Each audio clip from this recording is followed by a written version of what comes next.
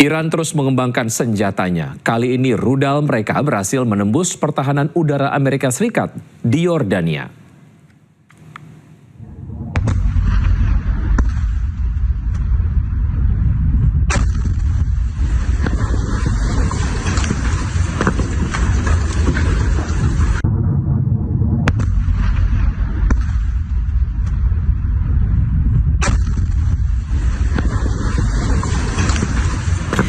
Iran kembali meluncurkan gelombang serangan drone dan rudal canggih yang mampu mengubah arah secara mendadak.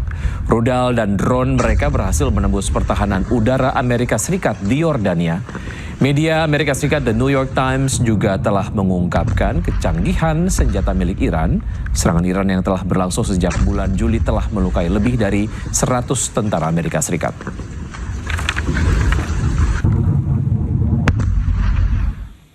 Menteri Luar Negeri Iran Abbas Araghchi melakukan pertemuan dengan Menteri Dalam Negeri Pakistan Mohsin Raza Naqvi. Pertemuan keduanya berlangsung di Teheran, Iran pada Selasa kemarin. Lawatan Mohsin ke Teheran ini membawa misi diplomatik penting di mana Pakistan bertindak sebagai mediator utama demi meredakan ketegangan yang tengah memuncak antara Amerika Serikat dan Iran. Kunjungan Menteri Dalam Negeri Pakistan Mohsin Naqvi ke Teheran, Iran pada Selasa kemarin disambut langsung oleh Menteri Luar Negeri Iran Abbas Araghchi.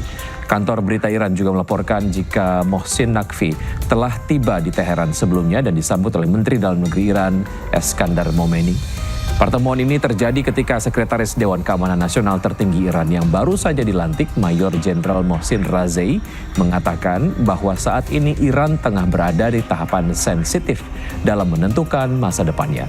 Tidak hanya soal isu global, baik Iran dan Pakistan juga sepakat untuk memperkuat hubungan bilateral mereka dan fokus pada sektor keamanan dan kebudayaan.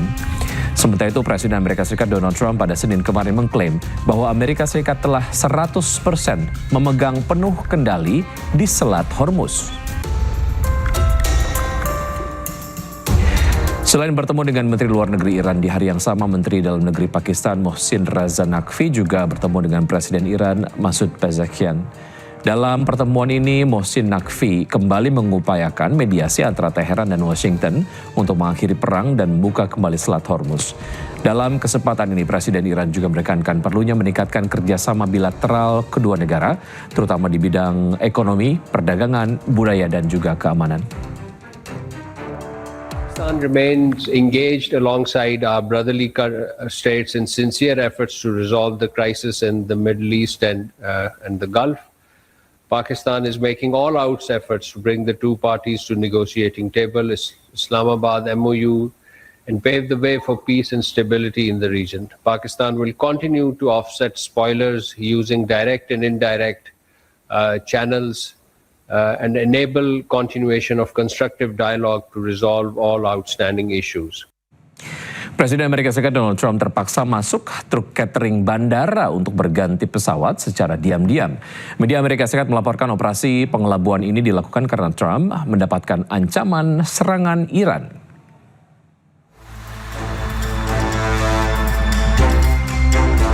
Presiden Amerika Serikat Donald Trump dilaporkan dipindahkan secara diam-diam dari Air Force One ke pesawat militer AS yang lebih kecil menggunakan truk catering bandara.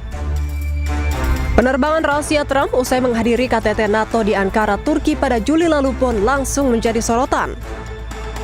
Presiden Trump pada hari Selasa mengkonfirmasi bahwa ia diam-diam dipindahkan ke pesawat militer lain setelah tim keamanannya memperingatkan adanya ancaman. Ia juga mengatakan bahwa setiap presiden yang berpengaruh pasti menghadapi banyak ancaman. Well, it's only up to Secret Service. I just follow what they'd like to do. So I go by Secret Service and the military. They wanted me to go on a different flight, a different plane, equal safety, but they wanted me to do it, so I do it. I do what they say. Any consequential president has a lot of threats. Non-consequential presidents don't get threatened. And I think that I'm maybe the most consequential president. Media AS Washington Post melaporkan operasi pengelabuan tersebut dipicu adanya ancaman Iran terhadap keselamatan Trump. Operasi ini dilakukan sehari usai AS kembali melancarkan serangan udara terhadap Iran, menyusul gagalnya negosiasi antara Amerika Serikat dan Iran. Air Force One yang membawa jurnalis dan staf Gedung Putih melanjutkan perjalanan menuju Inggris, sementara Trump melakukan perjalanan secara terpisah.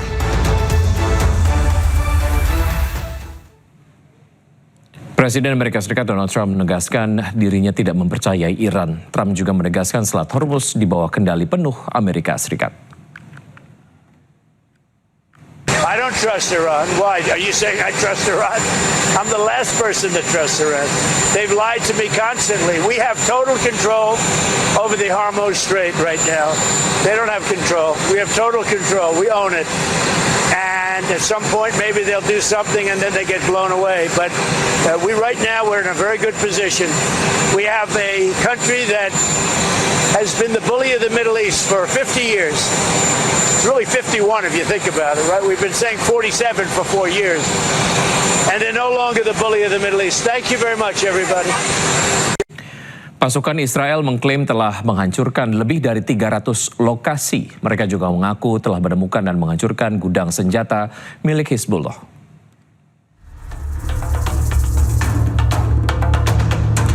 Pasukan Batalion Pengintai Golani Israel telah menyelesaikan operasi selama hampir 50 hari di wilayah Beaufort, Lebanon Selatan. Selama bertugas, pasukan ini mengklaim berhasil menguasai wilayah yang disebut sebagai benteng utama Hizbullah. Mereka juga mengaku telah menghancurkan 300 lokasi yang diklaim sebagai infrastruktur milik Hizbullah. Dan infrastruktur ini termasuk diantaranya adalah gudang senjata dan fasilitas penyimpanan. Pasukan IDF saat ini masih bertahan di Lebanon Selatan. Mereka beralasan untuk menjaga keamanan di wilayah perbatasan ini.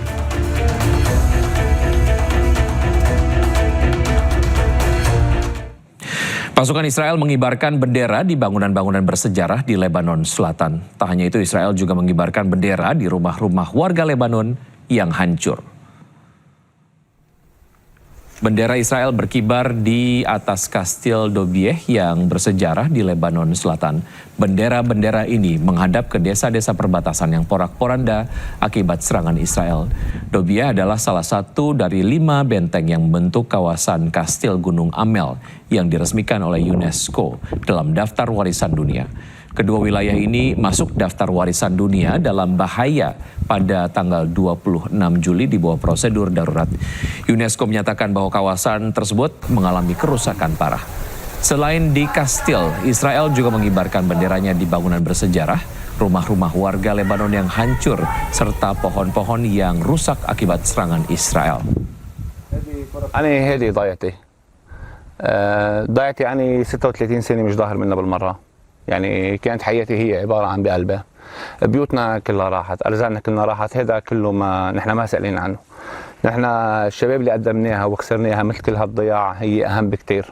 وهلا موضوع كمان موضوع شجر عم بيعمل غصة عنا، انه كمان هذه الشجرة بنربيها مثل ما ربينا اي ولد واي شاب. في شجر عمره 200 و300 و1000 و2000 سنة. Sementara itu, Menteri Pertahanan Israel Katz, menegaskan pasukannya tak akan meninggalkan zona keamanan di Lebanon Selatan. Mereka juga akan terus menyerang titik-titik yang diduga merupakan markas Hizbullah. ביטחון תושבי הצפון ובשום פנים לא נסוגים, לא בלבנון, לא בסוריה, לא בעזה מאזורי הביטחון. הלקח של 7 לאוקטובר, שאנחנו מגינים על התושבים על ידי זה שצה"ל נמצא כאן במקומות האלה ומגן עליהם מפשיטות, מירי ומכל שאר הדברים. זו המדיניות שלנו, זו התפיסה שלנו, ומבצר הבופור הזה ממחיש יותר מכל את המשמעות של המדיניות הזאת. הם למטה, תושבים מוגנים, צה"ל בפנים, 200,000 תושבים בחוץ. אנחנו הורסים את התת קרקע שהם בנו כדי לפלוש לגליל, והורסים את כל הבתים במרחב. זו המדיניות שלנו, אנחנו נמשיך בה, ולא נאפשר בשום פנים לאויבים מהסוג הזה, אויבים ג'יהאדיסטים, לאיים על התושבים שלנו ולאיים על הגבולות שלנו. אנחנו כאן למעלה, הם למטה, התושבים בחוץ, החיילים בפנים והבתים הרוסים.